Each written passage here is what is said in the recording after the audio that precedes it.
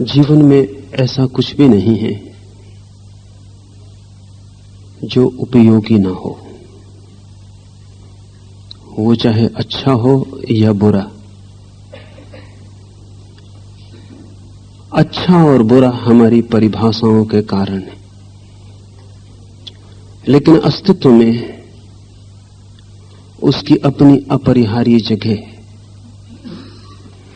इसलिए जो जानते हैं वे बुरे का भी उपयोग कर लेते हैं, और जो नहीं जानते उनके लिए भला भी बाधा बन जाता है। उपयोग समझ पर निर्भर है, वस्तुओं पर नहीं। नासमझ को मोक्ष में भी रख दिया जाए तो वो नरक का रास्ता खोज लेगा।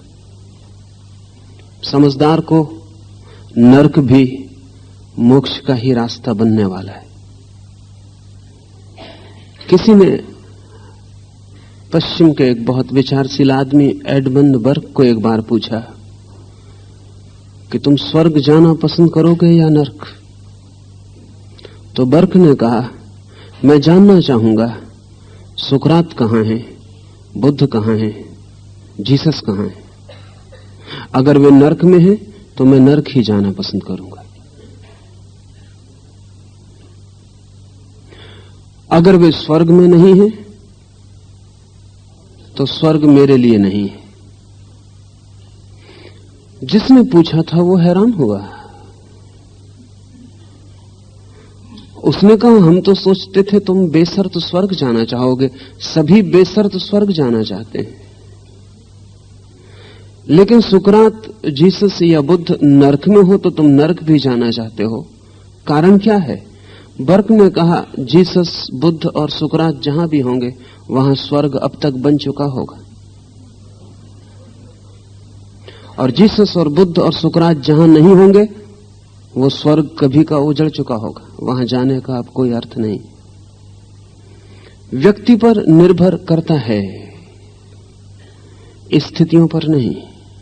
लोग अक्सर रोते हैं कि जीवन दुख है, और इसका उन्हें पता ही नहीं कि वे ही उस दुख पूर्ण जीवन के कारण हैं।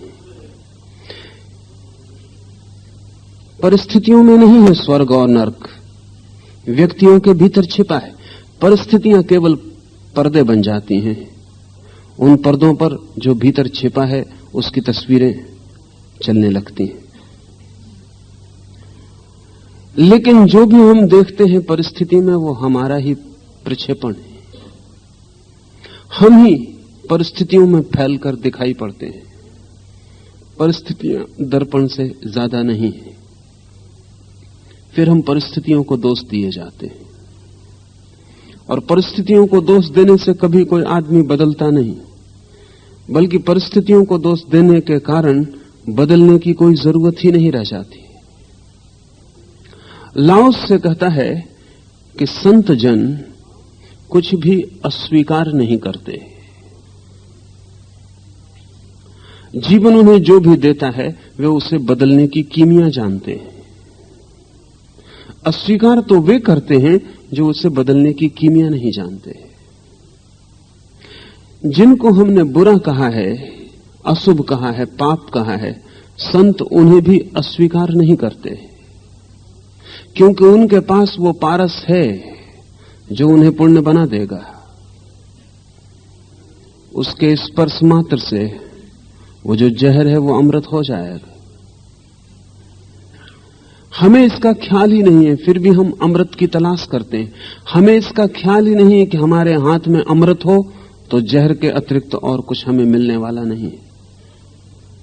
हमारे हाथ में वो कला है कि जहर अमृत हो जाए, या हमारे हाथ में वो कला है कि अमृत जहर हो जाए। हमें अपने हाथों का कुछ भी पता नहीं है। इन हाथों का पता चल जाना ही धर्म की सारभूत रहस्यमय प्रक्रिया है। इस आधे सूत्र को हम समझें। अलाउस से कहता है, इसलिए सज्जन दुर्जन का गुरु है। इसमें हमें बहुत अड़चन न होगी, इसमें हमें बहुत कठिनाई न होगी कि जो शुभ है वो उसका गुरु हो जो अशुभ है, जो ज्ञानी है वो उसका गुरु हो जो अज्ञानी है, जो भटक गया है रास्ते से वो उसे गुरु माने जो रास्ते पर है, जो प्रकाश है वो अंधेरे में भटके लोगों के लिए गुरु हो, ये हमारी समझ में आ सकता है। दूसरा हिस्सा और दुर्जन सज्जन के लिए सबक है। Therefore the good man is the teacher of the bad and the bad man is the lesson of the good। लेकिन ये अधूरी है बात कि अच्छा आदमी बुरे का गुरु है। पूरी बात तो तभी होगी जब अच्छा आदमी ये भी समझ ले कि बुरा उसके लिए सबक है। इसका मतलब ये हुआ कि बुरा भी किसी गहरे अर्थ में अच्छे का गुरु हो गए। लाओस से जीवन के समस्त द्वंद्वों के बीच अद्वैत को खोजता है। तो ये कहना उचित न होगा, केवल ये कहना उचित न होगा कि बुरे लोगों ने बुद्ध को अपना गुरु माना। ये भी स्मरण रखना जरूरी है कि बुरे लोग अगर न होते तो बुद्ध अच्छे नहीं हो सकते थे। उन बुरे लोगों की मौजूदगी बुद्ध के लिए सबक बनी। उन बुरे लोगों का दुख, उन बुरे लोगों का नरक बुद्ध के लिए आनंद की तलाश बनी। अब ये बड़े मजे की बात है कि बुद्ध तो भले होकर बुरे लोगों के गुरु बने, लेकिन बुद्ध जब बुद्ध नहीं थे तब भी बुरे लोग उनके गुरु थे। बुरे लोगों से सीखा जाता है, और ध्यान रखे जो बुरे आदमियों से नहीं सीख सकेगा वो खुद आदमी बुरा हो जाएगा। लेकिन बुरे आदमियों से सीखने के दो ढंग हैं।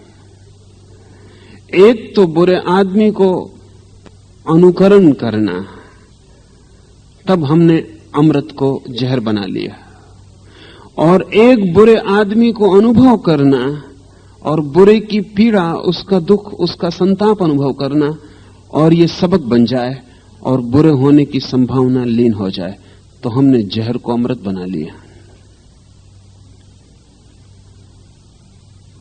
लेकिन हम भी बुरे आदमियों से सीखते हैं। सच तो यह है कि हम बुरे आदमियों से ही सीखते हैं, अच्छे आदमियों से हम कभी नहीं सीखते। हम बुरे का ही अनुकरण करते हैं, अच्छे का अनुकरण हम कभी नहीं करते। लेकिन बुरे से हम जो सीखते हैं वो उसकी बुराई है, वो उसका नरक नहीं, वो उसका पाप है। वो उस पाप के गर्त में पड़ी हुई जो पीड़ा है वो हमें दिखाई नहीं पड़ती।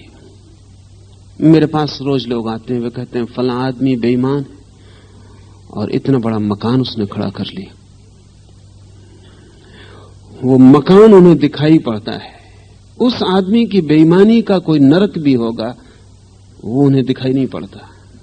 ये आदमी ज्यादा दिन तक बेईमानी से नहीं बच सकता है। जो आदमी कह रहा है कि फला आदमी बेईमान है और देखते हैं उसने कितना बड़ा मकान बना लिया, ये आदमी ज्यादा दिन बेईमानी से नहीं बच सकता है। इसने बेईमान आदमी से सीखना शुरू कर दिया। लोग कहते हैं फला आदमी पापी है और फिर भी प्रतिष्ठित है। इस आदमी ने पाप कर लिया, ये कह के ही पाप कर लिया, क्योंकि पाप में जो प्रतिष्ठा देखता है वो ज्यादा दिन तक पाप से नहीं बच सकता। लेकिन पाप में कोई नरक भी आपने देखा है? कभी आपने देखा है कि पापी आदमी भला प्रतिष्ठित हो लेकिन उसके हृदय में एक नासूर भी होता है, वो आपको दिखाई नहीं पड़ता। बेईमान कितना ही सफल हो जाए उसके भीतर सिवाय असफलता के कुछ भी नहीं होता, और बेईमान कितने ही बड़े महल बना ले उनके भीतर शांति से रहने की कोई संभावना उसे मिलती नहीं। लेकिन वो आपको नहीं दिखाई पड़ता है। आपको सदा दिखाई पड़ता है कि बुरा आदमी फायदा उठा रहा है, ये किस बात की खबर है? आप भी सीखेंगे। आप सीखेंगे ये कि बुराई सफल होती है, आप सीखेंगे ये कि भलाई असफल होती है, आप सीखेंगे ये कि पाप की प्रतिष्ठा है, पुण्य की कोई प्रतिष्ठा नहीं है। आप ये सीखेंगे कि बुरे को स्वर्ग मिलता है और भला नरक में पड़ा रहता है। निश्चित ही इस शिक्षा का परिणाम होगा, आपका जीवन एक अनुकरण बनेगा। लाओ से भी कहता है, लेकिन वो कहता है बुरा आदमी अच्छे आदमी के लिए सबक, पाठ है। लेकिन वो पाठ तभी हो सकता है जब हम बुरे आदमी के अंतस को समझना शुरू करें। एक बात तय है, जो आदमी बुराई करता है, बुरा करता है, वो भी मूल्य चुका रहा है, दुख का मूल्य चुका रहा है, ग्लानि का मूल्य चुका रहा है, आत्मदंश पीड़ा का मूल्य चुका रहा है। उसे भी कुछ मिलना चाहिए। अगर वो एक बड़ा मकान बना ले तो ये कोई सस्ता सौदा नहीं है, ये सौदा महंगा है। उसने जो खोया है अगर हमें दिखाई पड़ जाए तो जो उसने पाया है वो बहुत महंगा सौदा मालूम पड़ेगा। लेकिन जो उसने खोया है वो हमें दिखाई नहीं पड़ता, जो उसने पाया है वो हमें दिखाई पड़ता है। ठीक इससे ही जुड़ी हुई भूल हम दूसरी भी करते हैं। महावीर ने त्याग किया, बुद्ध ने घर छोड़ा, वहां भी हम देखते हैं उन्होंने क्या छोड़ा, वहां भी हमको नहीं दिखाई पड़ता उन्होंने क्या पाया।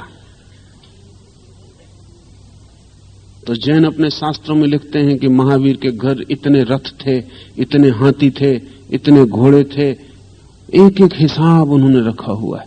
इतने हीरे, इतने माणिक, इतने मोती, इतनी अरबों अरबों की राशि थी, वो सब छोड़ दी। इसको गिनने में भी उनको मजा आ जाता होगा, इतना सब था। कहीं मन के कोने में जरूर कोई उनसे कहता होगा कि महावीर भी ना समझ रहा है।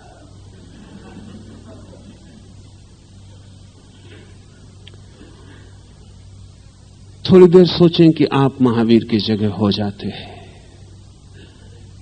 तो ये भूल आप करने वाले नहीं थे जो महावीर ने की। लेकिन महावीर ने क्या पाया वो हमें दिखाई नहीं पड़ता, इसलिए तो हम कहते हैं महावीर महात्यागी हैं। अन्यथा हम कहते कि महावीर से परम भोगी जगत में दूसरे नहीं हुए। हमें वही दिखाई पड़ता है जो उन्होंने छोड़ा, इसलिए त्याग। जो उन्होंने पाया वो हमें दिखाई नहीं पड़ता, नहीं तो हम कहते परम भोग। और तब हम कहते ये सौदा सस्ता हुआ। और महावीर होशियार हैं, चालाक हैं, हम ना समझे। क्योंकि महावीर ने जो खोया वो कुछ भी नहीं है और जो पाया उसका कोई हिसाब लगाना मुश्किल है। इतने सस्ते में पाया, संसार खोकर अगर मोक्ष मिलता हो तो ये मुफ्त का सौदा है। और अगर वस्तुएं खोकर आत्मा मिलती हो तो ये भी कोई त्याग है। लेकिन हम कहते हैं महात्यागी। उसका कारण ये नहीं कि महावीर महात्यागी हैं, उसका कारण कि हमें दिखाई पड़ता है वो जो उन्होंने छोड़ा और वो दिखाई नहीं पड़ता जो उन्होंने पाया। ये बड़े मजे की बात है। लेकिन जब कोई बेईमान आदमी मकान बना लेता है तो हमें दिखाई पड़ता है जो उसने पाया और हमें दिखाई नहीं पड़ता वो जो उसने खोया। ये एक ही तर्क के दो हिस्से हैं, ये होगा ही। जिस दिन हमें बेईमान का नरक दिखाई पड़ेगा उसी दिन हमें महावीर का स्वर्ग दिखाई पड़ सकता है, उसके पहले नहीं दिखाई पड़ सकता। हम भी सीखते हैं, हम भी सीखते हैं। बेईमान से हम सीखते हैं कि वो सफल हो रहा है और महावीर से हम सीखते हैं कि कितना कष्ट उठा रहे हैं, वो कितनी पीड़ा झेल रहे हैं।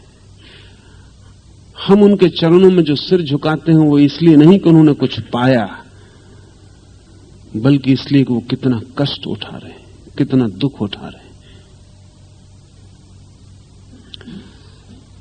हम बेईमान को भी नमस्कार करते हैं, महावीर से ज्यादा करते हैं। महावीर को तो कभी कभी करते हैं, औपचारिक है। बेईमान को रोज करते हैं। वो भी हम बेईमान को नमस्कार इसलिए कर रहे हैं कि हमें दिखाई पड़ रहा है उसने क्या पाया। वो सब राशि हमें दिखाई पड़ रही। ये हमारा सीखने का ढंग है। लाओस से इस सीखने के लिए नहीं कह रहा है, वो कह रहा है कि जो गलत है, जो बुरा है, वो सज्जन के लिए सबक है। लेकिन ये सबक कठिन है। ये तो तभी हो सकता है जब हम जीवन के अंतस नियम के परतों में उतर जाएं। उस नियम को हम समझें तो शायद ये उतरना भी आसान हो जाए। एक बात इस जगत में इस भांति तय है कि अब तक उसमें कोई परिवर्तन नहीं हो सका और कभी कोई परिवर्तन नहीं हो सकेगा। अगर हम पूरब की पूरी मनीषा की जो आत्यंतिक खोज है उसको एक शब्द में रखना चाहें तो वो खोज ये है कि जो बुरा करता है वो सुख पा नहीं सकता। इसलिए नहीं कि कोई भगवान उसको दंड देता है,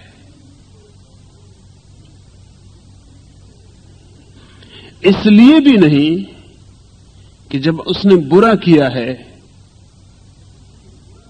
तो एक न्याय की व्यवस्था है जगत में जो उसे फल देगी, इसलिए भी नहीं।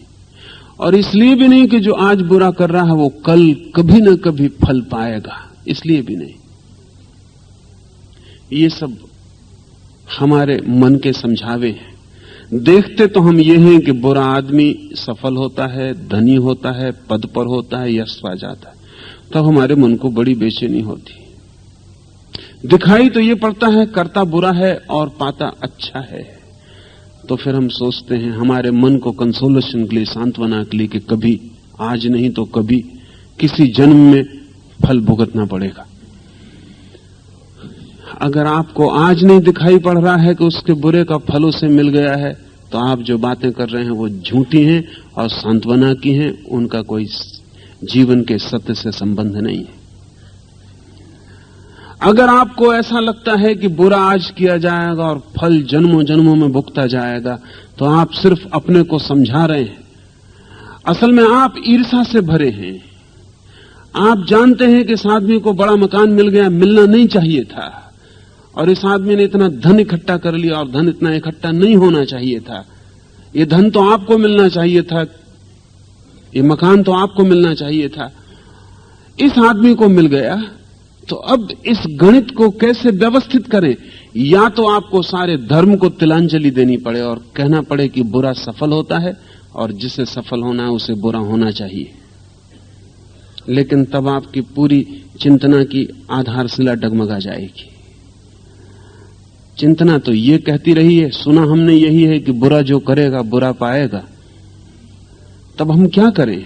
तब एक ही उपाय है, आज नहीं तो कल।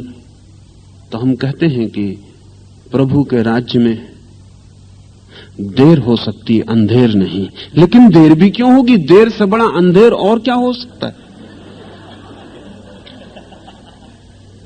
वो हमारे मन को हम समझा रहे हैं कि कोई फिक्र नहीं, आज नहीं कल नरक में सड़ोगे। उससे हमको राहत मिलती है, पल्ला बराबर हो जाता है कि आज तुमने मकान बना लिया, कोई फिक्र नहीं, स्वर्ग में हमको मकान मिलेगा, नरक में तुम सड़ोगे। इसलिए जब भी कोई साधु पापियों के लिए नरक में सड़ने की व्यवस्थाएं देता है तो समझना कि अभी भी ईर्ष्या छूटी नहीं, जलसी अभी काम कर रही है। लेकिन ये नियम तो आत्यंतिक है कि बुरा फल पाता है, पाएगा नहीं, पाता है, करने में ही पा जाता है। इसे हम थोड़ा ठीक से समझ लें तो हम सबक सीख सकेंगे। जब आप आग में हाथ डालते हैं तो हाथ जल जाता है, कोई अगले जन्म तक रास्ता नहीं देखना पड़ता। आग तत्काल हाथ जला देती। और जहर अभी खाते हैं तो इसी जन्म में मरते हैं, अगले जन्म में नहीं मरेंगे। नियम तो तत्काल परिणाम ले आते हैं। जब आप क्रोध करते हैं तो किसी नरक में जलने की जरूरत नहीं, क्रोध में ही आप जलते हैं, वही नरक है।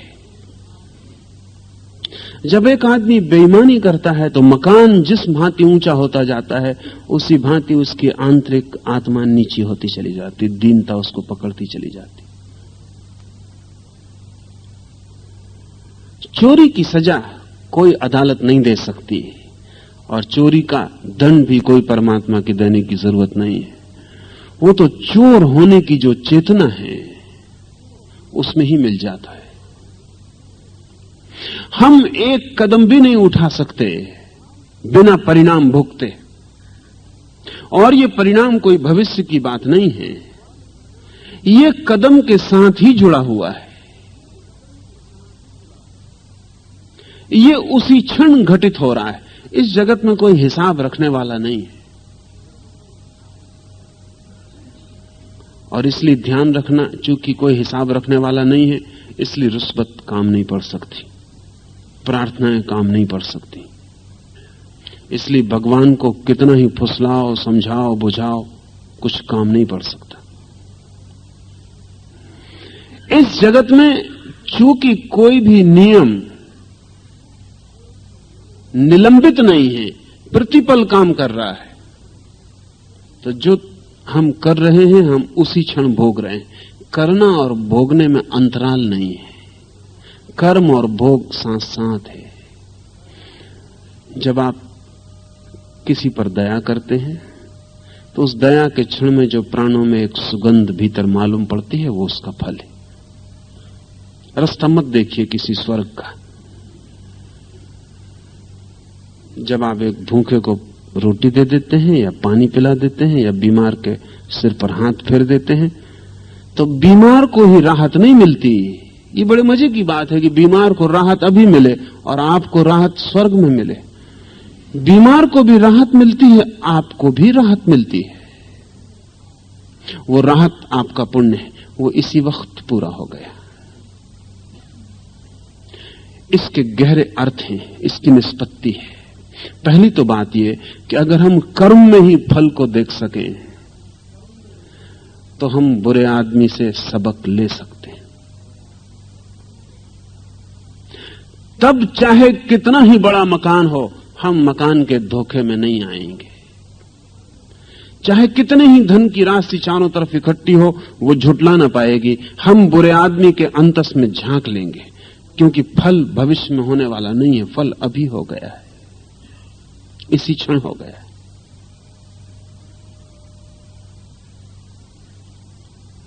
हिटलर इतने लोगों की हत्या किया, लेकिन हिटलर कितने कष्ट से गुजरा इसकी कोई बात नहीं होती। हिटलर सो नहीं सकता है, क्योंकि सोते ही उसे दुख स्वप्न घेर लेते हैं। इतने लोगों की हत्या, वे सब प्रेतात्माएं, वे सब नरकंगाल उसे घेर लेते हैं। उसके स्वप्न नरक हैं। वो सोने से डरने लगा है, सो नहीं सकता। इतना भयभीत है क्योंकि जिसने हिंसा की हो वो भयभीत हो ही जाएगा। एक भी मित्र नहीं है हिटलर का। जो उसके निकटतम है उनको भी वो शत्रु के ही भाव से देखता है, क्योंकि जिसने हिंसा की है, लोगों को धोखा दिया है, परेशान किया है, मारा है, उसे पूरे क्षण डर है, कहीं से भी बदला आ सकता है। वो पूरे समय भयभीत है। हिटलर की आत्मा भय से कप रही है प्रतिपल। कोई एक मित्र नहीं है जिसका वो आदमी नरक में होगा ही, नरक में और जाने की जरूरत नहीं। शादी नहीं की उसने इसी भय से कि पत्नी इतने निकट होगी, और इतने निकट वो किसी को भी बर्दाश्त नहीं कर सकता। एक ही कमरे में सोएगी, क्या भरोसा रात उसका गला न दबा दे। जिसने हजारों लोगों के गले दबाए हों, वो ये नहीं मान सकता कि हजारों लोग उसके गले दबाने के लिए तैयारी में नहीं है। ये कैसे मान सकता है? एक आदमी की हत्या करे तो फिर जिंदगी भर उस आदमी की छाया आपका पीछा कर रही है। हिटलर घिरा है अपनी हत्याओं से, और आखिरी क्षण बिल्कुल पागल होकर मरा है। उसके सामने, जहां वो छिपा है, उसके सामने बमबारी हो रही है। जर्मनी परास्त हो गया है, दुश्मन बर्लिन में खड़े हैं, उसकी खिड़कियों में आके गोलियां लग रही हैं। और जब उसका सेनापति उसे आके खबर देता है तो वो आज्ञा देता है अपने पहरेदार को कि सेनापति को गिरफ्तार कर लिया जाए। मालूम होता है ये दुश्मनों से मिल गया है। हमारी सेनाएं तो जीतती चली जा रही हैं मॉस्को में। हिटलर आखिरी क्षण तक यही सोच रहा है कि हम जीत रहे हैं। लंदन और मॉस्को पे कब्जा हुआ जा रहा है और जो उसे ठीक खबर देता है उसको दुश्मन मान के वो गोली मरवा देता है। आखिरी क्षण में भी जब उसके दरवाजे पर गोलियां लग रही तब भी वो मानने को तैयार नहीं है। वो बिल्कुल विक्षिप्त हो गया। तब भी वो रेडियो से बोल रहा है कि हमारी फौजें जीत रही हैं और शीघ्र ही सारी दुनिया में जर्मन साम्राज्य स्थापित हो जाए। वो बिल्कुल पागल हो गया। हिटलर के निजी डॉक्टर के वक्तव्य अब प्रकाशित हुए हैं जिसमें उसने कहा है कि हिटलर पूरे समय पागल था और 25 तरह की बीमारियों से ग्रसित था। बीमारियां कभी कभी इतनी ज्यादा हो जाती थीं कि वो बोलने में असमर्थ हो जाता था, बाहर निकलने में असमर्थ हो जाता था। और फिर उसकी एक प्रतिमा थी तो कमजोर हालत में बाहर नहीं निकल सकता था। तो उसके डॉक्टर ने संस्मरणों में लिखा है कि हिटलर ने एक आदमी डबल हिटलर की शक्ल का रख छोड़ा था। अक्सर तो वही सलामी लेता था फौजों की। हिटलर तो नहीं जा पाता था क्योंकि उसकी हालत तो बहुत खराब थी। रात सो नहीं सकता था, दिन बैठ नहीं सकता था, एक क्षण कुर्सी पर एक करवट नहीं बैठ सकता था। इतना सब बेचैन हो गया था भीतर। दिन रात दवाइयां डाल के उसे किस तरह जिंदा रखा जा रहा था और उसका डबल सलामियां ले रहा था। बड़े मजे की बात है, इन्हीं सलामियों के लिए ये सब कुछ किया गया था। इन्हीं सलामियों के लिए अखबार में जिसके फोटो छप रहे थे वो उसके डबल के फोटो थे। रेडियो पे जो बोल रहा था, टेलीविजन पे जो दिखाई दे रहा था वो उसका डबल था। स्टालिन भी ठीक अपना डबल रखे हुए था। एक आदमी जो नाटक करने वाला, जो हिटलर का नाटक कर रहा है, ये बड़ी हैरानी की बात है कि ये सारा आयोजन किस लिए था। ये सारा आयोजन इसलिए था लेकिन ये सारा आयोजन व्यर्थ हो गया और ये आदमी नर्क में सड़ रहा है। इसका रोआ रोआ जल रहा है। नहीं, कोई आगे भविष्य में नर्क नहीं है। हम जो करते हैं वही उसी क्षण हमें सब कुछ मिल जाता है। भविष्य में नर्क रख के हमने अपने को सांत्वना भी दी है और हमने अपने लिए सुविधा भी बनाई है। उससे हमको ऐसा लगता है कि अभी अगर बुरा कर रहे हैं तो अभी तो फल मिलने वाला नहीं, देखेंगे। फिर हमने ये भी तरकीबें निकाली हैं कि अगर बुरा किया है तो उसके वजन का कुछ भला कर दो तो कट जाएगा। जिंदगी में कुछ भी कटता नहीं है। इसे दूसरी बात को ठीक से समझ लें। आप सोचते हो कि 2 पैसे का बुरा किया तो 2 पैसे का भला कर देंगे तो पुराना बुरा किया हुआ कट जाएगा, तो आप गलती में 2 पैसे का बुरा करेंगे तो उतना बुरा आपको भोगना पड़ेगा, 2 का भला करेंगे उतना भला आपको भोगना पड़ेगा। जिंदगी में कटता कुछ भी नहीं, क्योंकि जिंदगी में 2 क्षण का कोई मिलन नहीं होता। इसे थोड़ा कठिन है। अभी मैं बुरा करता हूं तो बुरा मुझे अभी भोग लेना पड़ता है। कल मैं भला करूंगा तो कल मुझे भला भोग लूंगा। लेकिन आज और कल का कहीं मिलन नहीं होता। जो बुरे का क्षण था वो बीत गया, उसको अब काटा नहीं जा सकता। जो किया है उसे अनकिया नहीं किया जा सकता। लेकिन इसने हमको तरकीब दे दी, भविष्य में मिलेगा फल। कर्म अभी, फल दूर, बीच में समय का मौका मिलता है। उस समय में हम एडजस्टमेंट कर सकते हैं, उसमें हम कुछ इंतजाम कर सकते हैं। ऐसा जैसा मैंने आग में हाथ डाला, अगर 6 घंटे बाद हाथ जलने वाला हो तो इस बीच में बर्फ पर रख के ठंडा कर ले सकते हैं।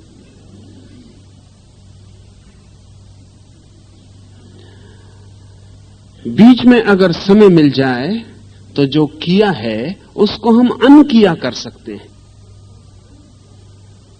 इसलिए भी हम कर्म को भविष्य के साथ जोड़ते हैं। कर्म है प्रतिपल फलदायी। तब बड़ी मुश्किल होगी, तब कोई छुटकारा नहीं है और तब कोई बचा नहीं सकता। और बचने की कोई विधि भी नहीं बनाई जा सकती। यहीं और अभी हम जो करते हैं वो हम भोग लेते हैं। इसलिए हम सब जमीन पर भला रहते हो, हम में से कुछ लोग नरक में रहते हैं, कुछ लोग स्वर्ग में रहते हैं, कुछ लोग यहीं मुक्त भी होते हैं, मोक्ष में रहते हैं। ये भी गणना ठीक नहीं है। एक ही आदमी सुबह स्वर्ग में होता है, दोपहर नरक में हो जाता है, सांझ मोक्ष में हो सकता है। और ऐसा जरूरी नहीं है कि दोपहर स्वर्ग में था इसलिए सांझ फिर नरक में नहीं हो जाएगा। एक एक क्षण हम थर्मामीटर के पारे की तरह स्वर्ग, नरक और मोक्ष में डोलते रहते। जिंदगी गतिमान है, डायनेमिक है। अगर ये हमें ख्याल में आ जाए तो फिर हम बुरे आदमी से बहुत कुछ सीख सकते हैं, वो सबक बन सकता है। हिटलर का जीवन पढ़ें, वो सबक बन सकता है। लेकिन बड़ी दुर्भाग्य की बात है कि हम जिनको सफल कहते हैं उनके सच्चे जीवन हमें उपलब्ध नहीं होते। दुनिया में जिनको हमने सफल कहा है, बड़े राजनीतिज्ञ हैं, बड़े धनपति हैं, यशस्वी लोग हैं, उनका अगर हमें सच्चा जीवन मिल सके, एक्स-रेड, उसमें जरा भी बेईमानी ना हो, सीधा एक्सरे की तरह पूरी तस्वीर हो, तो इस दुनिया में बेईमान होना मुश्किल हो जाए, बुरा होना मुश्किल हो जाए। लेकिन जब एक आदमी चढ़ते चढ़ते सीढ़ियां प्रधानमंत्री हो जाता है तो उसकी जिंदगी के भीतरी दुख, पीड़ाएं, चिंताएं सब तिरोहित हो जाती हैं। वो जो स्कूल के बच्चों के सामने मुस्कुराता हुआ तस्वीर उतरवाता है, वही हमारे सामने होती है। उसका भीतरी नरक हमें बिल्कुल दिखाई पड़ना बंद हो जाता है। उसकी सफलता की जो महिमा है, कागजी सही लेकिन काफी रंगीन, वो हमें घेर लेती है, आच्छादित कर लेती है। और हमारे प्राणों के कोनों में भी कहीं एक वासना उठती है कि हम व्यर्थी हो गए, हम भी ये सीढ़ियां चढ़ सकते थे और चढ़ सकते हैं। अभी भी कुछ तो कोशिश करें। एच.जी. वेल्स कहा करता था, और ठीक कहा करता था, कि अखबारों में एडवर्टाइजमेंट को छोड़कर और कोई चीज सच्ची नहीं होती। और हम जानते हैं कि एडवर्टाइजमेंट कितना सच्चा होता है, लेकिन वो ठीक कहता है, बाकी सब झूठ होता है। हमारा इतिहास, हमारी किताबें, हमारी गाथाएं सब झूठ होती हैं, और वो सब हमारे भीतर एक भ्रम पैदा करती हैं। हम बुरे आदमी के पीछे चलने लगते हैं, उससे सबक नहीं ले पाते। मनुष्य जाति का बड़ा कल्याण होगा उस दिन जिस दिन हम बुरे आदमी की जिंदगी को पूरा खोल के सामने रख सकेंगे।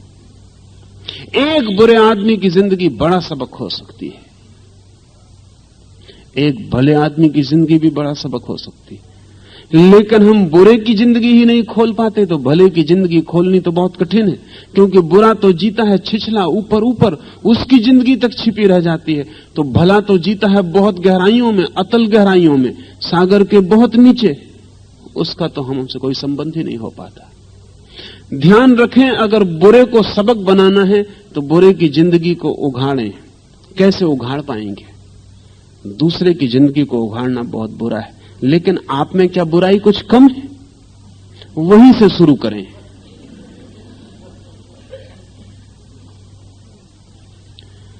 अपनी ही बुराई उघाड़ें और अपनी ही बुराई के साथ जो छाया की तरह दुख और नरक चलता है उसे खोजें। हम सभी कुछ ना कुछ बुरा कर रहे हैं, उस बुरे में थोड़ा झांकें और खोजें कि क्या मिला। दुख के अतिरिक्त बुरे से कभी कुछ नहीं मिलता है।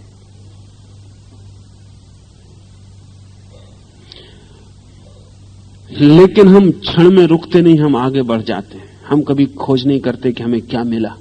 हमने जो किया उस करने में क्या हुआ उसकी हम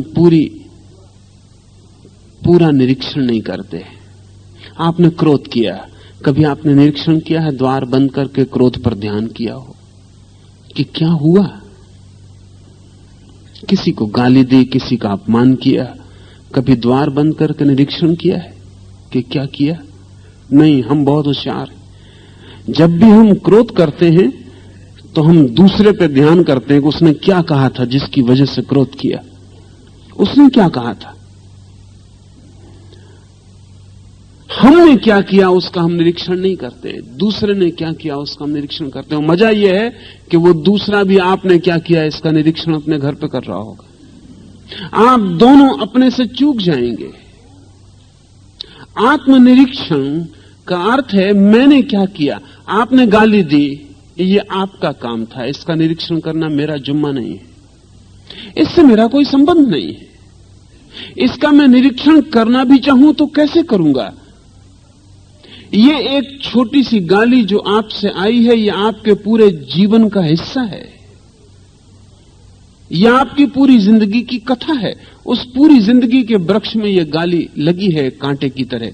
यह आज अचानक नहीं लग गई है, यह पूरा वृक्ष इसमें अंतर्निहित है।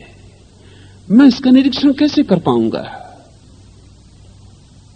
मैं निरीक्षण इतना ही कर सकता हूं कि इस गाली ने मेरे भीतर क्या किया, इस गाली के प्रतिकार में मेरे भीतर क्या हुआ, इस गाली ने मुझे क्यों बदल डाला, इस एक गाली ने मेरी मुस्कुराहट को राख क्यों कर दिया, इस एक गाली ने मेरे भीतर खिले हुए सब फूल क्यों जला डाले, इस एक गाली ने मेरा सारा रुख क्यों बदल दिया।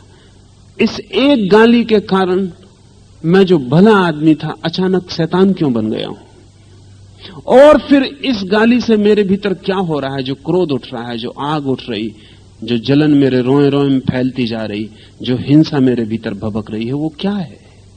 अगर आप द्वार बंद कर दें जब आपको कोई गाली दे और उस आदमी को भूल जाएं और जो आपके भीतर हो रहा है उसका निरीक्षण कर लें, तो आप बुरे आदमी के भीतर प्रवेश करने की कला समझ जाएंगे।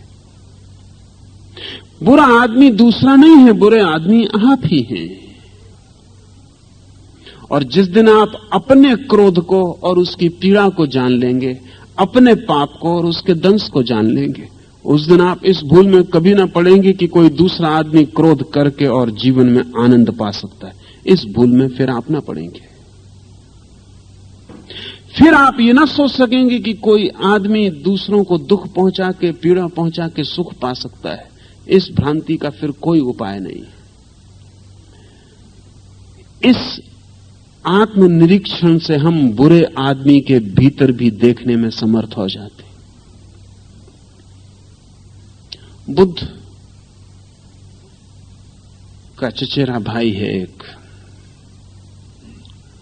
दोनों साथ खेले और बड़े हुए। तो जिनके साथ हम खेले और बड़े हुए हैं वे कभी हमसे बड़े हो सकते हैं, ये मानने के लिए अहंकार कभी राजी नहीं होता। देवदत्त बुद्ध के साथ बड़ा हुआ, कभी खेल में बुद्ध को गिराया भी, छाती पे भी सवार हुआ, कभी बुद्ध से हारा भी, कभी जीता भी। फिर अचानक बुद्ध का शिखर ऊपर उठता चला गया। लाखों लोग बुद्ध के चरणों में सिर रखने लगे। देवदत्त की पीड़ा हम समझ सकते हैं। देवदत्त ने बुद्ध की हत्या के बड़े उपाय किए। बुद्ध एक शिला पर बैठकर ध्यान करते हैं, देवदत्त एक बड़ी चट्टान पहाड़ से सरकवा देता है।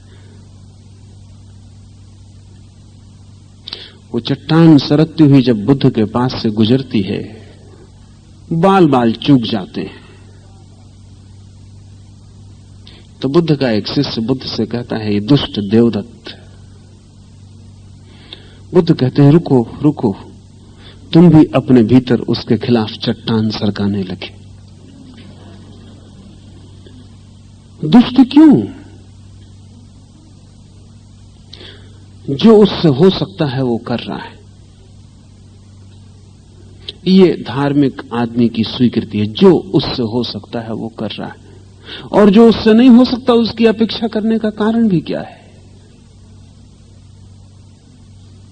बुद्ध उस भिक्षु से कहते हैं कि भिक्षु, तू भी अगर मेरे साथ खेला और बड़ा हुआ होता तो शायद ऐसा ही कुछ करता। देवदत्त की पीड़ा का तुझे पता नहीं है, क्योंकि बहुत पीड़ा में होगा तभी कोई आदमी ऐसी चट्टान सरकाने का श्रम लेता है।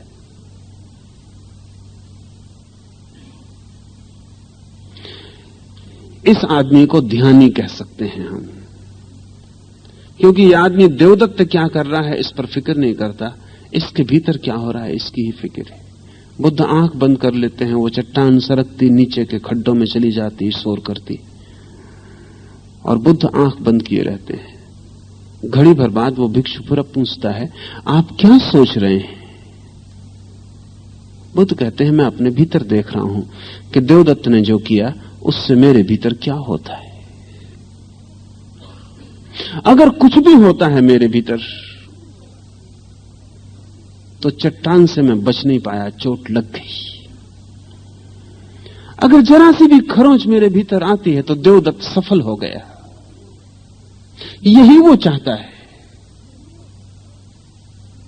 अगर मैं भी एक चट्टान लेके उस पर दौड़ पड़ूं और उसके ऊपर चट्टान फेंक दूं तो उसकी सारी पीड़ा मिट जाए, यही वो चाहता है। समझ जाए कि ठीक है, कोई गड़बड़ नहीं, उसकी फिर कोई ईर्ष्या ना रह जाए। उसकी ईर्ष्या यही है, उसकी तकलीफ यही है।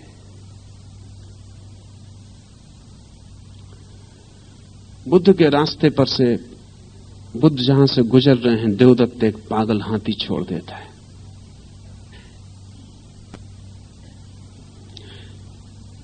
अब तो ये बात कथा जैसी लगती है,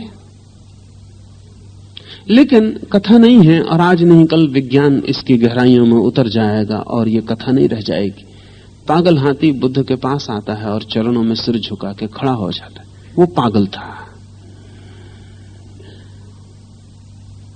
लगता है कहानी है, क्योंकि पागल हाथी क्या फिक्र करेगा बुद्ध की।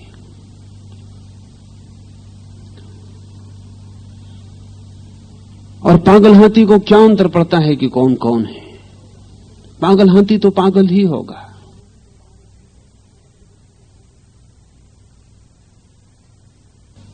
इसमें थोड़े से फर्क हैं। पागल आदमी अगर होता तो शायद बुद्ध की फिक्र ना भी करता, क्योंकि आदमी से ज्यादा पागल होने वाला जानवर जमीन पर दूसरा नहीं है। पागल हाथी कितना ही पागल हो फिर भी पागल आदमी जैसा पागल नहीं होता। और जानवरों के पास एक अंतः प्रज्ञा होती। बुद्धि तो उनकी नहीं काम करती, लेकिन उनका हृदय संस्पर्शित होता है। अब वैज्ञानिक, विशेषकर जो साइकिक रिसर्च पर काम कर रहे हैं पश्चिम में, उनका कहना है कि जब कोई आदमी बिल्कुल शांत होता है तो उससे एक खास तरह की तरंगें उसके चारों तरफ फैलनी शुरू हो जाती। आपसे भी तरंगें फैल रही, सभी से तरंगें फैल रही। हर आदमी तरंगों में जी रहा है और हर आदमी प्रतिपल एक झील है गहरी जिसमें तरंगें उठ रही हैं। जब आपके भीतर क्रोध उठता है तो आपके बाहर क्रोध की तरंगें फैलनी शुरू हो जाती। जरूरी नहीं है कि आप नाराज हों और चिल्लाएं और चीखें तब तरंगें फैलें। जब आप नहीं भी चीखते, नहीं भी चिल्लाते, बाहर कुछ प्रकट नहीं होता, तब भी आपके भीतर से तरंगें बाहर फैलनी शुरू हो जाती। जिस आदमी ने क्रोध प्रकट न किया हो उसके आसपास भी क्रोध की हवा पैदा हो जाती। जो आदमी कामातुर हो गया हो और कहीं प्रकट न कर रहा हो कि काम वासना भीतर भर गई है, तो भी तरंगें चारों तरफ कामातुर हो जाती। अब तो वैज्ञानिकों के पास उपाय हैं जांचने के, क्योंकि यंत्र हैं जिन पर ये तरंगें अंकित हो जाती कि आदमी इस वक्त कैसी हालत में। और न केवल इतना, बल्कि अभी एक बहुत अनूठा प्रयोग हुआ जो कि भविष्य के धार्मिक साधना के लिए बड़े काम का होगा। वो है एक छोटे से यंत्र की ईजाद, जिसमें बटन दबाते से आप अपने मस्तिष्क में कैसी तरंगें चल रही हैं उनका ग्राफ देख सकते हैं। वो ग्राफ आपको सामने पर्दे पर दिखाई पड़ने लगता है। आपके मस्तिष्क से एक इलेक्ट्रोड, एक बिजली का तार जुड़ा होता है यंत्र में। आपने ऑन किया यंत्र, आपके मस्तिष्क में कैसी तरंगें चल रही वो बताना शुरू कर देता है। यंत्र पर निशान लगे हुए हैं कि अगर इतने तरंगें चल रही हैं तो आपका मन अशांत है, इतनी चल रही हैं तो कम अशांत है, इतनी चल रही हैं तो शांत है, इतनी चल रही हैं तो बिल्कुल शांत है, इतनी चल रही हैं तो आप बिल्कुल शून्य हो गए। जब आप देखते हैं कि बहुत अशांत चल रही हैं तो बड़े मजे की बात यह है कि देखते ही से किरणें नीचे गिरनी शुरू हो जाती हैं, क्योंकि जैसे आदमी सजग होता है कि अशांत है वो शांत होना चाहता है। वो ख्याल ही कि मैं शांत होना चाहिए तत्काल किरणों को नीचे गिरा देता है। उस ग्राफ को वो कहते हैं फीडबैक, क्योंकि आपको देखने से तत्काल ख्याल आता है कि तो ठीक नहीं हो रहा, उसका परिणाम होना शुरू हो जाता है। ध्यान के लिए इस यंत्र का बड़ा परिणाम होगा, क्योंकि तब आप सामने ही देख सकते हैं कि क्या हो रहा है, और न केवल देख सकते हैं, जो आप देखेंगे तत्काल उस पर आपकी प्रतिक्रिया होगी और उसका परिणाम होगा। जैसे ही कोई आदमी बिल्कुल शांति के करीब पहुंचता है और ग्राफ खबर देता है कि मन बिल्कुल शांत हो गया, वो एकदम से कहता है कि मन बिल्कुल शांत हो गया, अशांति शुरू हो जाती, क्योंकि ये भी अशांत ख्याल है, ये भी एक तरंग हो गई। तत्काल मन की अशांति खो जाती, शांति खो जाती और तरंगें उठनी शुरू हो जाती। ये तरंगें पशु हमसे ज्यादा सक्षम हैं पकड़ने में।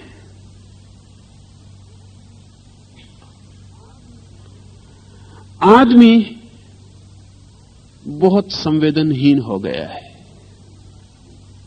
पशु ज्यादा संवेदनशील है। वैज्ञानिक बहुत चिंतित रहे हैं सदा से।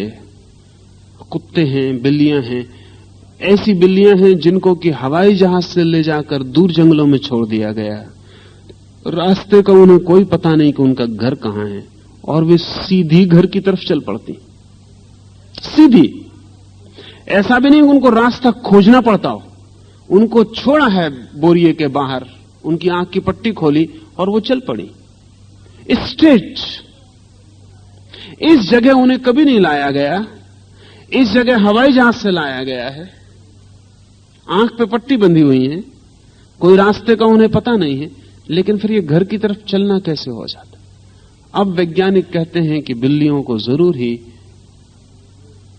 कुछ संवेदनाएं हैं, कुछ तरंगों का अनुभव है जो हमें नहीं है, जिनके आधार पर वो चलनी शुरू हो जाती। एक वैज्ञानिक के घर में सरकार उसके खिलाफ कुछ जासूसी कर रही थी। शक था उस मुल्क की सरकार को कि वो वैज्ञानिक किन्हीं दूसरे मुल्कों से जुड़ा हुआ है, तो उसके घर में चोरी से एक टेप रिकॉर्डर छिपा दिया गया था। एक जरा सा यंत्र एक कोने में दीवार में छिपा हुआ था। वैज्ञानिक घर आया, उसके कुत्ते ने आते से उस कोने की तरफ मुंह करके वो भौंकना शुरू कर दिया। वैज्ञानिक बहुत परेशान हुआ, कुत्ते को डांटा डपटा, लेकिन वो मानने को राजी नहीं। वो छलांग लगाए और कोने में जाए और शोरगुल करे। खोज की गई तो पाया गया कि वहां कोई यंत्र छिपाया गया है। वो वैज्ञानिक ध्वनि पर काम कर रहा था, वो बड़ा हैरान हुआ। खोज करने से पता चला कि जैसे ये माइक है, मैं इससे बोल रहा हूं तो माइक मेरी आवाज को खींच रहा है, तो माइक के पास छोटा सा वैक्यूम निर्मित हो जाता है, क्योंकि वो आवाज को खींचता है, शक करता है। उस कुत्ते को उस वैक्यूम का अनुभव हुआ, इसलिए वो भौंका। फिर तो उस कुत्ते पे बहुत प्रयोग किए, सूक्ष्मतम भी तरंगों का वैक्यूम पैदा हो तो वो कुत्ते को पता चल जाएगा।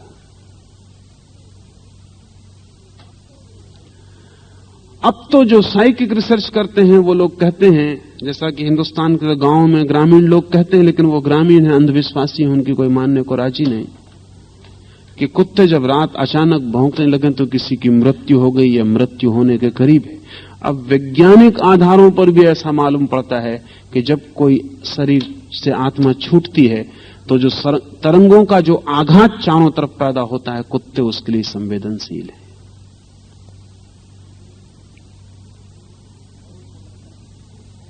और उनको लगता है कि कुछ हो रहा है जो बेचैनी का, उनको बेचैनी का है। तो कुछ हैरानी नहीं कि पागल हाथी बुद्ध के पास आके अचानक उनकी तरंगों की छाया में शांत हो गया हो।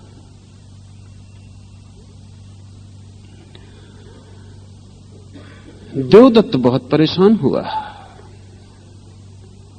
क्योंकि पागल हाथी से यह आशा न थी, पत्थर चूक गया, ये संयोग था। पागल हाथी और जाके चरणों में सिर रख दिया, तब तो उसकी बेचैनी और बढ़ गई। बुद्ध ने कहा है कि हाथी को भी समझ आ गई जो पागल था, लेकिन देवदत्त को कब समझ आएगी?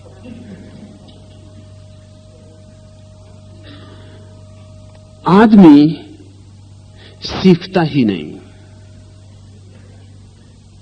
और सीखता है तो गलत सीखता है। देवदत्त इतना ही समझा कि हमने गलत समझा कि हाथी पागल था। हाथी पागल नहीं था। हमारी भ्रांति थी कि हमने समझा हाथी पागल था। हाथी पागल नहीं था। इतना सीखा, दूसरे पागल हाथी की तलाश उसने जारी की। हम ऐसे ही सीखते हैं। लाओस से कहता है, सज्जन दुर्जन का गुरु है, दुर्जन सज्जन के लिए सबक है। जो न अपने गुरु को मूल्य देता है और न जिसे अपना सबक पसंद है, वह वही है जो दूर भटक गया, यद्यपि वो विद्वान हो सकता है। जो न अपने गुरु को मूल्य देता है और न जिसे अपना सबक पसंद है। ध्यान रखना, जब एक बुरे आदमी से आप कुछ सीखते हैं तो आपको अनुग्रहित होना चाहिए।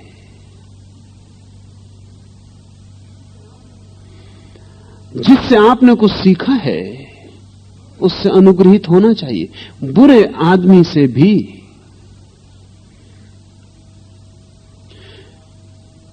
लेकिन बुरे आदमी से अनुग्रहित होने की तो बात दूर है। हम जब भले आदमी से भी कुछ सीखते हैं तो अनुग्रह नहीं होता।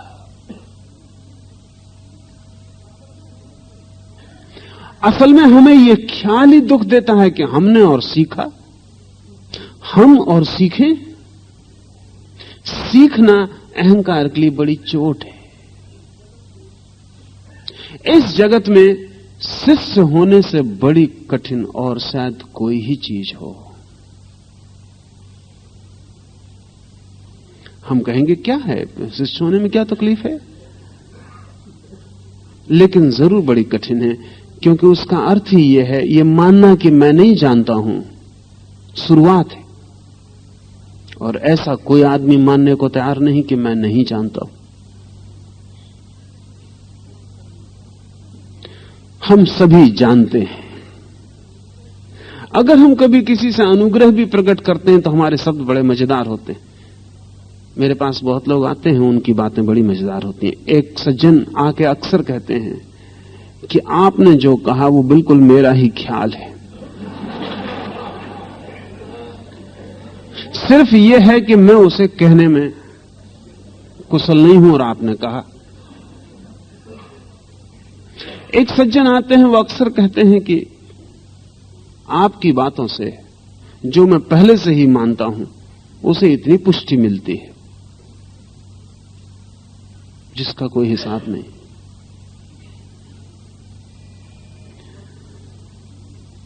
ऊपर से देखने पे लगेगा कि इसमें कुछ भी भूल चूक नहीं है। वस्तुतः ये मित्र ये कह रहे हैं कि सीखने को कहीं कुछ भी नहीं है।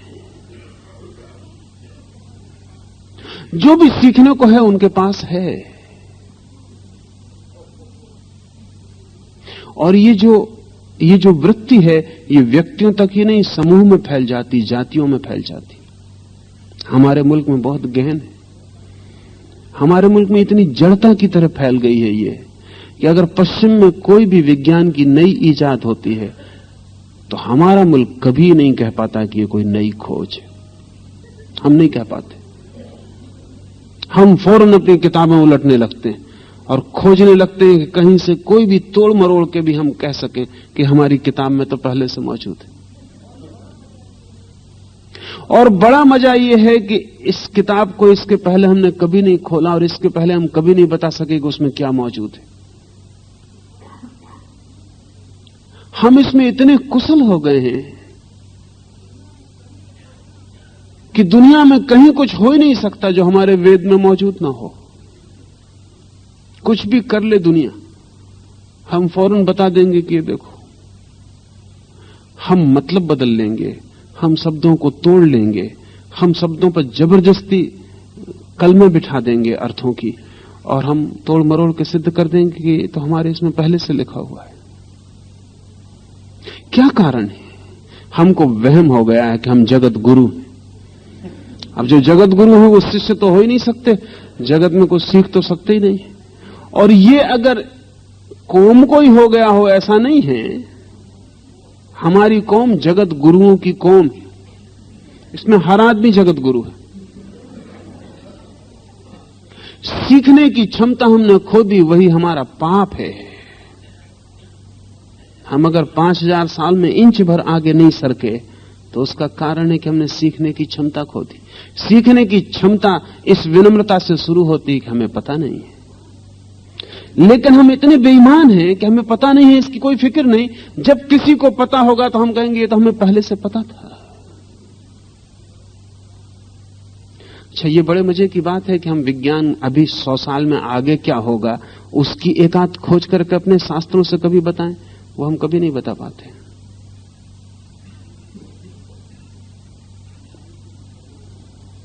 साइकिल बनाना हमारे शास्त्र से मुश्किल है, लेकिन हवाई जहाज हमारे शास्त्र में है।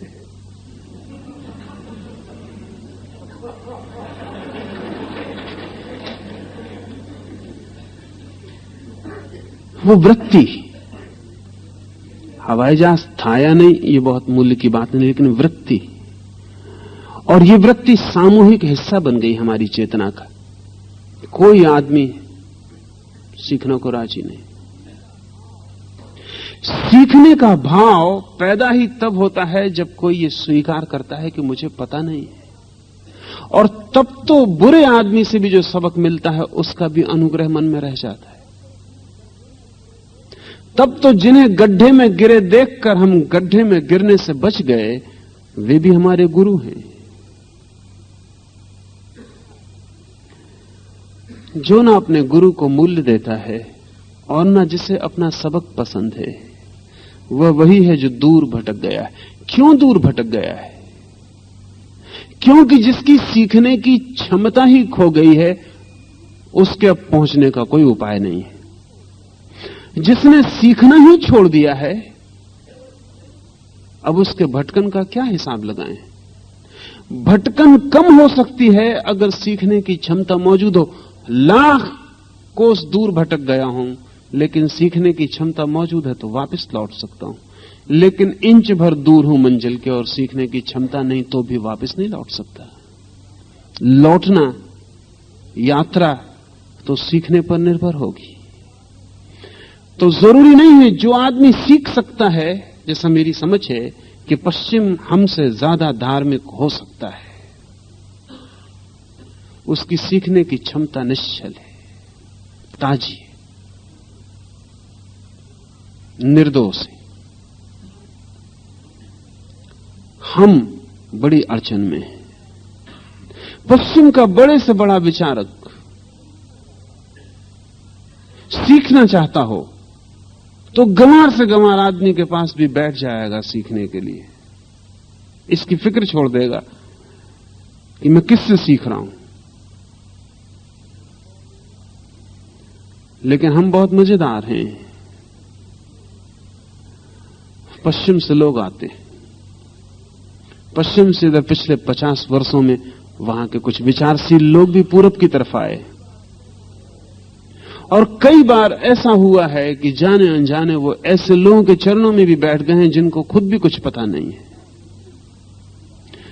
खोज है, इसलिए कई बार जरूरी नहीं कि आप ठीक आदमी के पास पहुंच जाएं। लेकिन उनका श्रेष्ठतम विचारक भी हमारे गंवार से गंवार साधु के चरणों में बैठ जाएगा। सीखना है, और इस भांति सीखेगा कि अपनी सारी जानकारी, अपनी सारी समझ एक तरफ रख देगा, क्योंकि उसे बाधा नहीं बनानी है।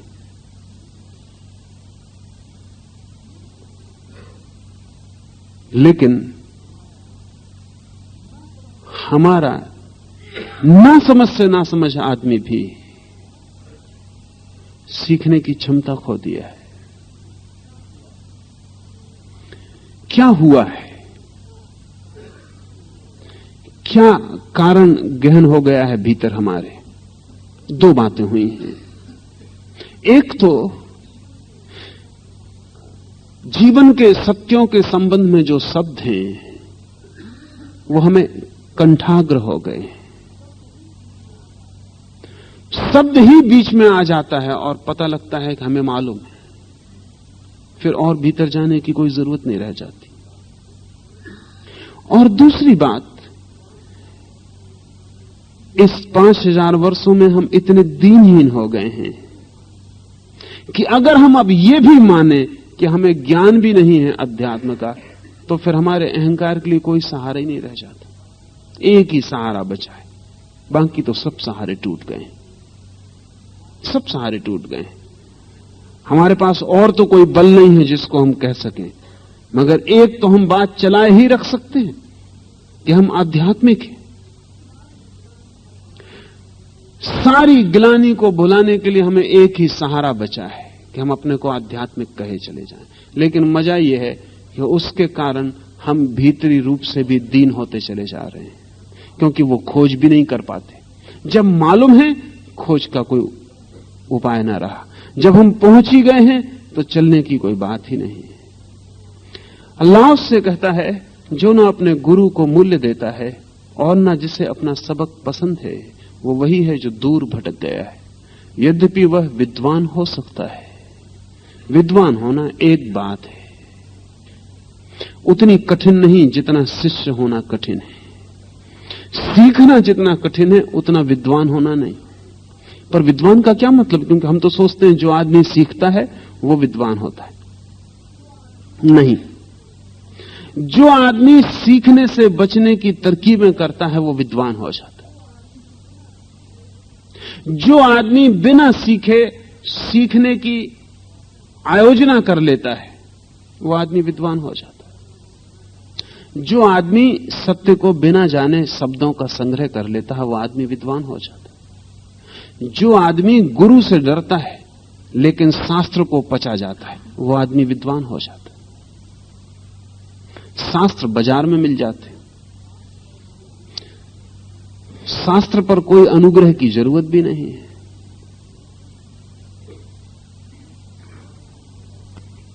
ये मजेदार मामला है। लाओसे की किताब पढ़ना आसान है, लाओसे के पास क्षण भर बैठना मुश्किल हो जाए। बुद्ध की किताब बांचने में क्या अड़चन है? पढ़ी और एक कोने में फेंक दी। इतना आसान बुद्ध के पास जाना नहीं होगा, और बुद्ध के पास जाके बुद्ध को फिर कोने में कभी नहीं फेंका जा सकता।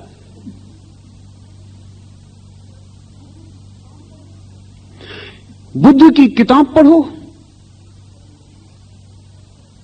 कुछ करना नहीं पड़ता, शब्द सीधे भीतर चले जाते हैं, खून में मिल जाते। बुद्ध के पास जाओ, पूरी जिंदगी बदलनी पड़ेगी। बुद्ध तोड़ देंगे, पूरा पुराना सारा ढांचा तोड़ेंगे, एक एक अंग अंग पसली पसली अलग कर देंगे, फिर नया आदमी निर्मित करेंगे। वो जरा जटिल और कठिन मामला है। लेकिन बुद्ध के जो शब्द हैं वे उन्हीं के काम के हैं जो उतना टूटने, मरने और नया जीवन पाने के लिए तैयार हो। वे शब्द उन्हीं के काम के। इसलिए कभी कभी ऐसा लगता है धम्मपद पढ़ो, बुद्ध के वचन पढ़ो, कभी तो हैरानी होती है कि इन्हीं वचनों के कारण यह आदमी इतना बड़ा था। ये वचन तो साधारण है। इन वचनों के कारण ये बड़ा आदमी नहीं था। ये वचन तो सिर्फ रास्ते पर छूट गया कचरा है। जिस रास्ते से आदमी गुजरा था उस रास्ते पर छूट गई थोड़ी सी खबरें। ये इतने ही शब्द इतने क्रांतिकारी रहे होंगे। वो क्रांति है व्यक्ति के बदलने में, शब्दों में नहीं। और जब व्यक्ति बदलता है और शब्द अनुभव बनता है तब पता चलता है। इसलिए इस मुल्क में हमने बहुत जोर दिया था गुरु पर, अतिशय जोर दिया था गुरु पर। ये थोड़ा समझ लेने जैसा है। हमारा जोर इतना था गुरु पर कि संभवतः पृथ्वी पर किसी कौम का कभी भी नहीं रहा। लेकिन थोड़ी भूल हो गई। गुरु पर जोर सिर्फ इसीलिए था ताकि आप शिष्य हो सके। गुरु पे जोर इसलिए था, हमने गुरु को आसमान पर बिठाया था, उसे हमने सारी भगवत्ता दे दी थी। कबीर ने यहां तक कहा कि गुरु गोविंद दो ही खड़े, काके लागू पांव। दोनों खड़े हैं सामने, गुरु भी और गोविंद भी, किसके पैर लगूं? बलिहारी गुरु आपकी। गोविंद दियो बताए, फिर गुरु के ही पैर लग गया, क्योंकि उसके ही कारण गोविंद का पता चला। हैरानी की बात है, गोविंद खुद भगवान खड़ा हो और गुरु खड़ा हो, तो कबीर कहते हैं गुरु के ही पैर में गिरा, क्योंकि गुरु के बिना वो भगवान नहीं बताया जा सकता था, इसलिए भगवान नंबर 2 है। इतना हमने गुरु को ऊपर रखा था, उसका प्रयोजन था ताकि आप शिष्य हो सके। लेकिन हम बड़े होशियार लोग हैं, हमने सोचा जब गुरु इतने ऊपर है तो हम गुरु ही क्यों ना हो जाएं। इसलिए मुल्क में गुरु ही गुरु हो गए। मैंने सुना है एक गांव में कुछ लोग दान मांगने गए। एक मकान को सदा दान मांगने वाले छोड़ देते थे। वो गांव के सबसे बड़े धनपति का मकान था, पर अति कृपण था वो, और कभी वहां से किसी को दान नहीं मिला था। लेकिन हालत बुरी थी, अकाल था, और लोगों ने सोचा शायद ऐसे क्षण में उसको दया आ जाए। और अस्थि पंजर गांव में पड़े थे और लोगों को भोजन नहीं था, शायद उसको दया आ जाए। सोचा कि वर्षों से गए भी नहीं, एक कोशिश करें, फिर आदमी बदल भी जाता है, और ज्यादा से ज्यादा इंकार ही होगा, इससे ज्यादा क्या हो सकता। तो वो भीतर गए, उन्होंने बहुत समझाई सारी हालत। उनकी हालत अकाल की सुनकर उन्हें ऐसा लगने लगा कि कृपण पिघल रहा है, और उन्हें ऐसा लगा कि कृपण की आंखों में रौनक आ रही, और उन्हें लगा कि आज तो कुछ न कुछ जरूर मिलेगा। आखिर कृपण इतना प्रसन्न हो गया और उसने कहा कि मैं काफी प्रभावित हो गया हूं तुम्हारी बातों से। तो उन्होंने कहा कि फिर? तो उसने कहा फिर क्या, मैं भी चलता हूं तुम्हारे साथ दान मांगने। फिर क्या,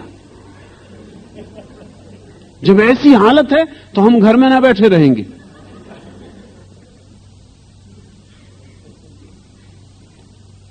ऐसे हुआ इस मुल्क में। गुरु की इतनी महिमा, सारा मुल्क गुरु हो गया।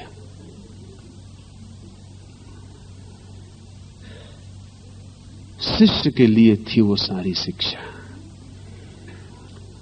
वो इसलिए थी कि तब ये ख्याल में आए कि अगर गुरु की इतनी महिमा है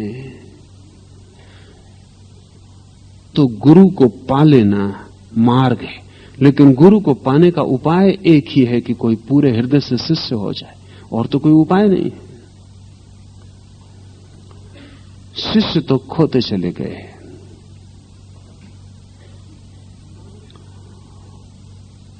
नानक ने 500 साल पहले फिर से कोशिश की, और गुरु की बड़ी महिमा,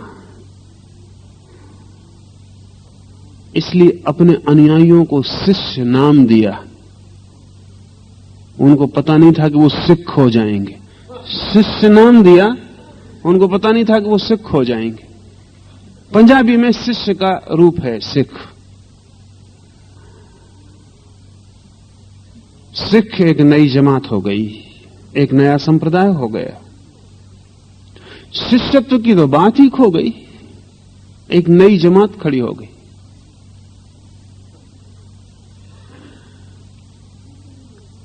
हम चूकने में कुशल हैं।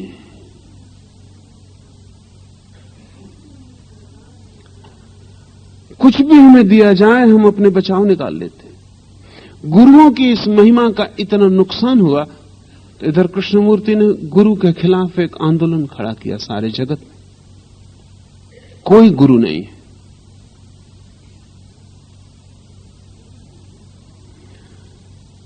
लेकिन जो भूल सदा होती वही भूल होने वाली है। इस सदी में यह खबर कि कोई गुरु नहीं है किसी का, प्रत्येक को स्वयं पाना है, हमारे अहंकार को बड़ी तृप्तिदायी मालूम पड़ी। कृष्ण मूर्ति के पास अहंकारियों की जमात इकट्ठी हो गई। उन अहंकारियों ने कहा कि ठीक है, कोई गुरु नहीं, ये तो हम बिल्कुल ठीक बात है, कोई गुरु हो भी क्यों, प्रत्येक व्यक्ति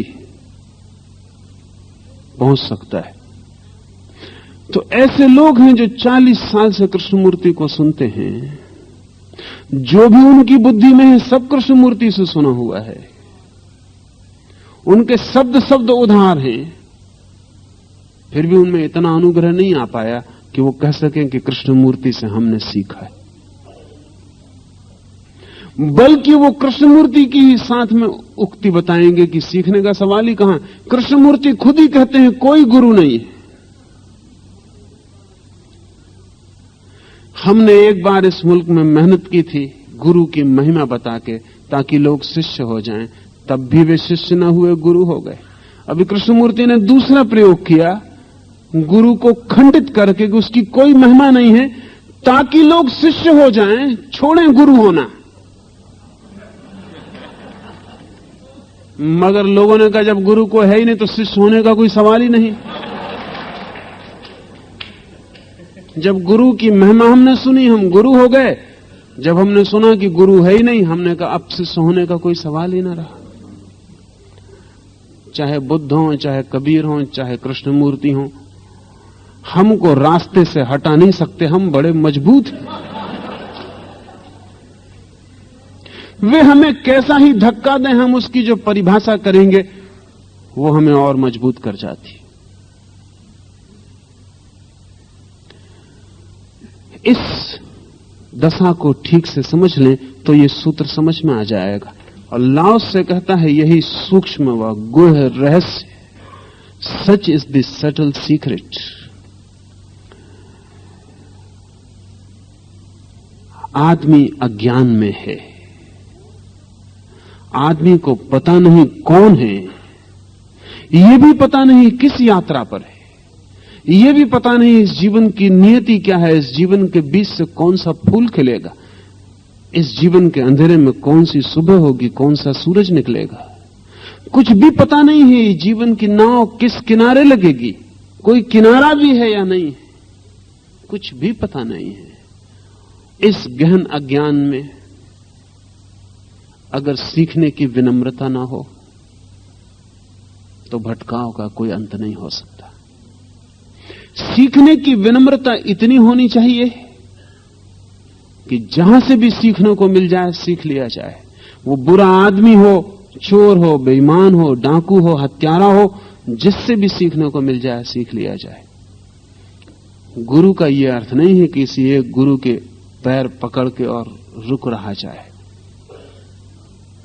इस फर्क को थोड़ा ठीक से समझ लें। वो भी अड़चन खड़ी हुई क्योंकि गुरु लोगों को समझाते हैं। एक महिला मेरे पास आई, उसने मुझे कहा कि आपको सुनने आना चाहती हूं, लेकिन मेरे गुरु कहते हैं एक पति एक गुरु, गुरु बदलेगी। बड़े मजेदार लोग, मगर वक्त गया एक पति वाला भी, एक गुरु का तो अब कोई सवाल ही नहीं। और पति तो है मूढ़, एक की बात चल सकती, समझ में आती, लेकिन गुरुओं में ऐसी मूढ़ता हो तब तो हद हो गई। लेकिन गुरु भी पकड़ते हैं, वहां भी डर है कि उनके घेरे से कोई बाहर ना हो जाए। शिष्य का मतलब गुरु को पकड़ना नहीं है, शिष्य का मतलब सीखने की अनंत क्षमता को जन्म देना है। फिर जहां भी सीखने को मिल जाए और जिससे भी सीखने को मिल जाए, फिर मस्जिद हो, मंदिर हो, गुरुद्वारा हो, फिर हिंदू हो, मुसलमान हो, ईसाई हो, फिर जहां सीखने को मिल जाए वहां सीखते चले जाना है। और सीखने की कोई सीमा नहीं है और सीखने का कोई पड़ाव नहीं जहां रुक जाना पड़ता है। सीखना एक धारा है, एक बहाव है, और जो जितना बहता है उतना सीखता है। सबसे सीखें। और ऐसा जरूरी नहीं है कि जो किसी अर्थ में आपसे अज्ञानी हो वो किसी अर्थ में ज्ञानी ना हो, ऐसा भी नहीं है। एक छोटा बच्चा भी किसी अर्थ में आपका गुरु हो सकता है, और किसी अर्थ में आपका गुरु भी आपसे सीख सकता है। सीखना एक बहुत जटिल और सूक्ष्म बात है। सीखने की वृत्ति चाहिए। ये वृत्ति हो तो वो जो गुह रहस्य है जीवन का, वो सूक्ष्म रहस्य हमारे हाथ आ जाता है। जो सीखना सीख लेता है, सत्य उसके निकट है। लेकिन इसे हम थोड़ा और तरह से समझ लें। ये कहना भी शायद ठीक नहीं है कि जो सीखना सीख लेता है, सत्य उसके निकट है। अगर वो सच में ही पूरे शिष्यत्व के भाव में आ जाता है, सत्य उसके भीतर है। क्योंकि जो इतनी विनम्रता से अपने द्वार खोल देता है सारे जगत के लिए कि जहां से भी आती हो हवाएं सत्य की, मेरे द्वार खुले, मेरा कोई पक्षपात बाधा नहीं बनेगा, मेरी कोई पूर्व धारणा बाधा नहीं बनेगी, मैं टूटने को मिटने को तैयार हूं, मेरा अतीत मेरे भविष्य के लिए बाधा नहीं बनेगा। अगर सत्य की हवाएं आती हैं और मेरा अतीत गलत सिद्ध होता है तो मैं उसे राख करने को तैयार हूं। इतनी जिसकी तैयारी है वो पहुंच गया, वो इसी क्षण पहुंच गया। शायद उसे सीखने की जरूरत भी ना पड़े। ये सीखने का भाव ही काफी हो जाए। शायद ये खुलापन ही उसकी मंजिल हो जाए। लेकिन हम हैं बंद। अगर हम सीखते हैं तो भी डरे डरे, तौल तौल के। हम सत्य को भी अपने अनुकूल चाहते हैं। अगर सत्य प्रतिकूल पड़ता हो तो हम द्वार बंद कर लेते हैं कि ये सत्य अपने काम का नहीं है, ये अपने लिए नहीं है, ये अपना सत्य नहीं है। हम सत्य को भी अपने अनुकूल चाहते हैं। हम चाहते हैं सत्य भी हमारा गवाह हो। सत्य किसी का गवाह नहीं होता। जो अपने को खोने को तैयार है, सत्य उनका हो जाता है, लेकिन किन्हीं का गवाह नहीं होता। अगर आप सोचते हैं कि सत्य आपके अनुकूल हो, हिंदू हो, ईसाई हो, मुसलमान हो, ऐसा हो वैसा हो, आपकी कोई ढांचे सांचे हो, उनमें ढले, तब आप स्वीकार करेंगे, तो आपके पास सत्य कभी नहीं पहुंच पाएगा।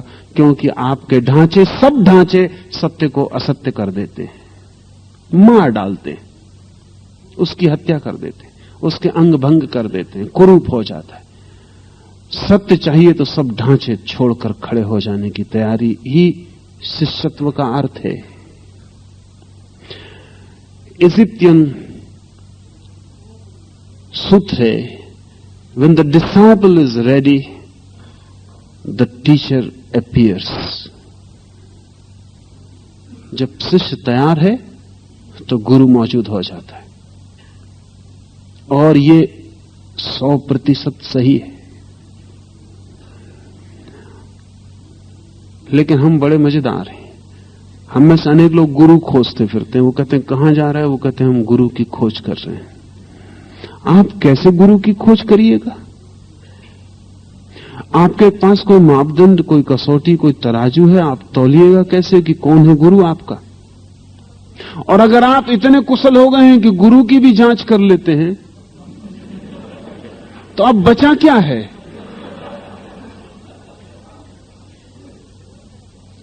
जिसकी हम जांच करते हैं, कर सकते हैं, उससे हम ऊपर हो जाते हैं। तो आप तो गुरु पहले हो गए। परीक्षा तो होनी है गुरु की। उतर जाएं, पास हो जाएं, उत्तीर्ण हो जाएं तो ठीक, अनुत्तीर्ण हो जाएं तो शिष्य घूम घूम के गुरुओं को अनुत्तीर्ण करते रहते। तो फला गुरु बेकार साबित हुआ, अब वो दूसरे गुरु की तलाश में जा रहे हैं। गुरु को शिष्य नहीं खोज सकता, यह असंभव है। इसका कोई उपाय ही नहीं है। ये तो बात ही व्यर्थ है। हमेशा गुरु शिष्य को खोजता है। वो बात समझ में आती है, तर्कबद्ध है। तो गुरु शिष्य को खोजता है। तो जब भी आप शिष्य होने के लिए तैयार हो जाते हैं, गुरु प्रकट हो जाता है। वो आपको खोज लेगा, फिर आप बच नहीं सकते। वो आपको खोज लेगा, फिर आपके बचने का कोई उपाय नहीं, फिर आप भाग नहीं सकते। इसलिए बड़ी चीज गुरु को खोजना नहीं है, बड़ी चीज शिष्य बनने की तैयारी है। आप गड्ढे बन जाएं, पानी बरसेगा और झील भर जाएगी आपकी। आप सीखने के गड्ढे बन जाएं, चारों तरफ से आपको खोजने वो सूत्र निकल पड़ेंगे जो आपके गुरु बन जाएंगे। शिष्य का गड्ढा जहां भी होता है वहां गुरु झील की तरह भर जाता है। लेकिन गड्ढे खोजने नहीं जा सकते, खोजने का कोई उपाय नहीं है। दो तीन आखिरी बातें। ये जरूरी नहीं है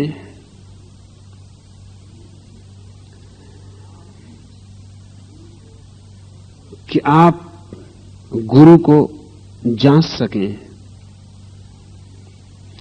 ये जरूरी है कि आप अपने शिष्य होने को जांचते रहें।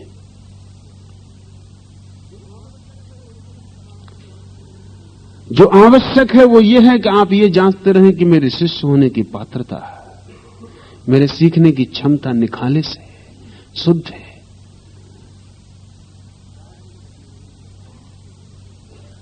बायजीद अपने गुरु के पास था।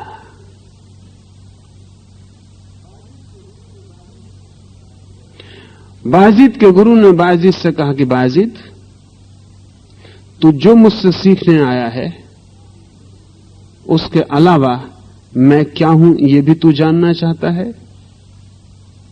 बायजीद ने कहा कि उससे मुझे क्या प्रयोजन, जो मैं सीखने आया हूं वो आप हैं, इतना मेरे जानने के लिए काफी है। फिर एक दिन बायजीद आया है और गुरु शराब की सुराही रखे बैठा है,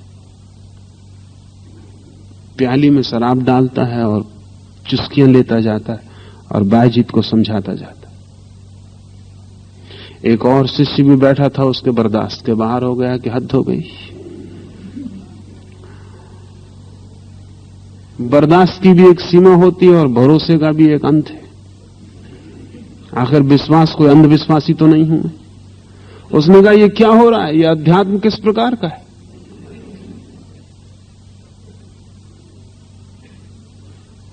उस गुरु ने उस शिष्य को कहा कि अगर तुम्हें नहीं सीखना तुम जा सकते हो। मतलब ये कि हमारा गुरु शिष्य का संबंध टूट गया। लेकिन किस शर्त पर? मैंने तुमसे कब कहा था कि मैं शराब नहीं पीऊंगा? बायजीद की तरफ गुरु ने देखा, बायजीद से कहा कि तुम्हें तो कुछ नहीं पूछना है। बायजीद ने कहा कि कुछ भी नहीं पूछना है। 12 वर्ष बायजीद था, इस 12 वर्ष में 12,000 दफे ऐसे मौके गुरु लाया होगा जबकि कोई भी पूछ लेता कि ये क्या हो रहा है, ये नहीं होना चाहिए। 12 साल बाद जिस दिन बायजीद विदा हो रहा था, उसके गुरु ने कहा कि तुम्हें कुछ पूछना नहीं है मेरे और संबंधों में, मेरे बाबत। बायजीद ने कहा कि अगर मैं पूछता दूसरी चीजों के संबंध में तो मैं वंचित ही रह जाता तुमसे। मैंने उनके संबंध में नहीं पूछा, मैं तो उस संबंध में ही डूबता चला गया जिसके लिए आया था। और आज मैं जानता हूं कि वो जब सब जो किया था वो कैसा नाटक था। मैंने पूछा नहीं, लेकिन आज मैं जानता हूं कि वो सब नाटक था। अगर मैं उस नाटक के बाबत पूछता तो मैं वो जो असली आदमी था यहां मौजूद, उससे वंचित रह जाता। तिब्बत में शिष्यों के लिए सूत्र है कि गुरु अगर पाप भी कर रहा हो सामने तो उसकी शिकायत नहीं की जा सकती। बड़ा अजीब है और उचित नहीं मालूम पड़ता।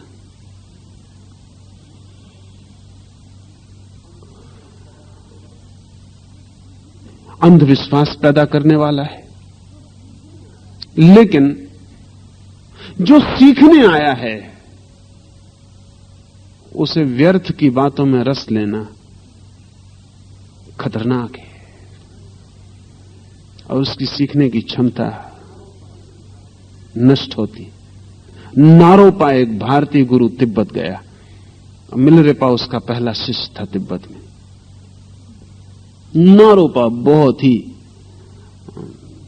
अद्भुत व्यक्ति था।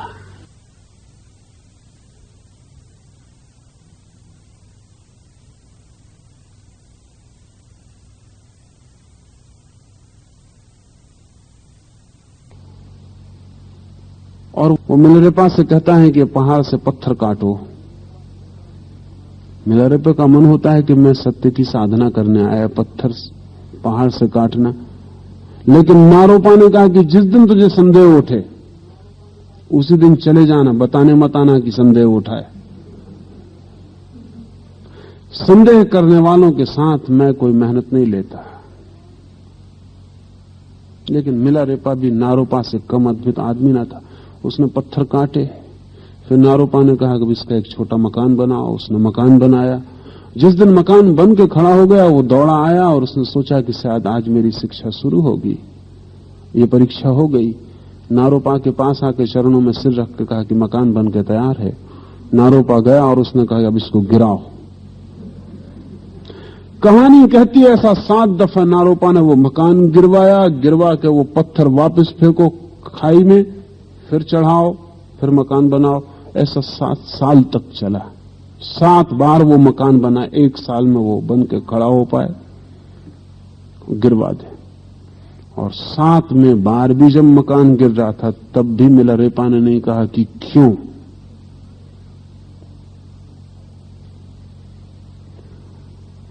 और कहते हैं कि नारोपा ने कहा कि तेरी शिक्षा पूरी हो गई।